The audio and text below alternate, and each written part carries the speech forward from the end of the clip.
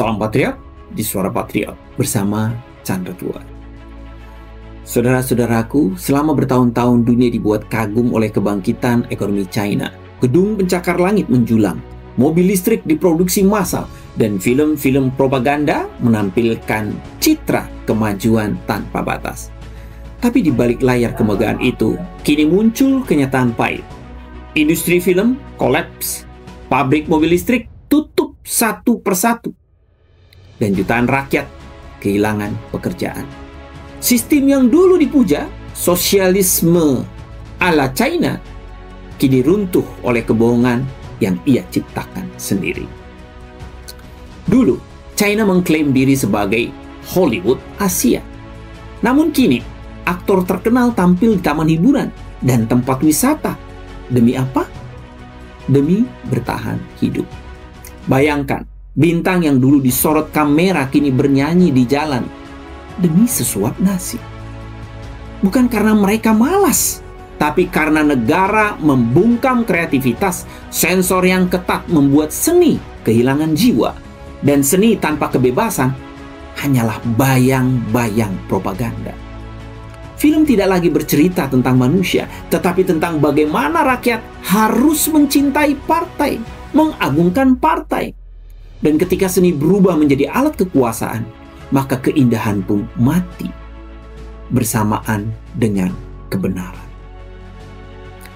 Setelah real estate runtuh, Beijing menjadikan mobil listrik sebagai harapan baru. Mereka menyebutnya masa depan hijau China.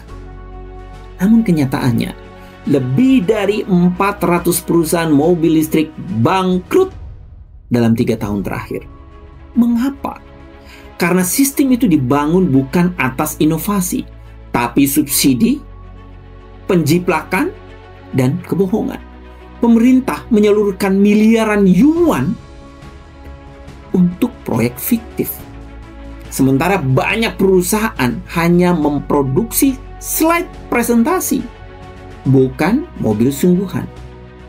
Baterai mobil lebih mahal dari mobilnya sendiri, dan pabrik-pabrik yang dulu dibanggakan kini berubah menjadi kuburan besi rongsokan.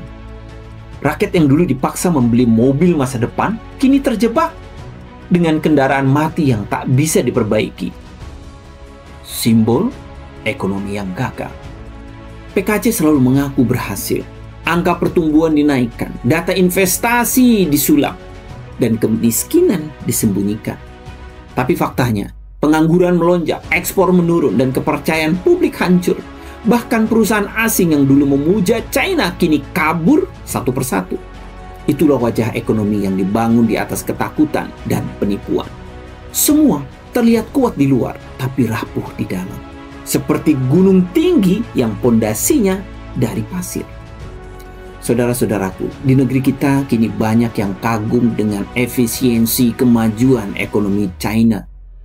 Ada pemimpin, akademisi, bahkan publik figur yang berkata, lihatlah China cepat, tegas, dan kaya. Maju modern. Tapi mereka lupa kekayaan tanpa kebebasan hanyalah penjara megah. Ekonomi yang dikendalikan oleh partai bukanlah kemajuan, tapi perbudakan modern. Dan siapapun yang memuji sistem seperti itu sedang menyesatkan rakyatnya sendiri, menanam benih kegaguman terhadap kebohongan, yang kelak akan tumbuh menjadi kehancuran moral. Indonesia tidak boleh meniru negeri yang menukar nurani dengan kemajuan semu. Selama bangsa China dipimpin oleh komunisme, bangsa ini tidak butuh sistem yang cepat tapi kejam, melainkan ekonomi yang jujur, manusiawi, dan berkeadilan. Kita telah belajar dari sejarah. Keruntuhan besar selalu dimulai dari pujian palsu kepada penguasa, dan dari kebisuan orang-orang baik yang takut berkata-kata benar. Kini ekonomi China tak lagi bercerita tentang kemakmuran, melainkan tentang kebohongan yang membusuk. Bukan sekedar krisis finansial, tapi krisis moral dari rezim yang menolak kebenaran. Saudara-saudaraku, biarlah dunia belajar dari reruntuhan itu, bahwa uang tidak bisa menggantikan kejujuran, dan kemajuan yang lahir dari penindasan pasti akan runtuh. Berhentilah memuja mereka yang kaya tapi tanpa nurani. Karena bangsa yang memuja penindas, lambat laun akan kehilangan kemerdekaannya sendiri. Suara Patriot untuk Indonesia berdaulat.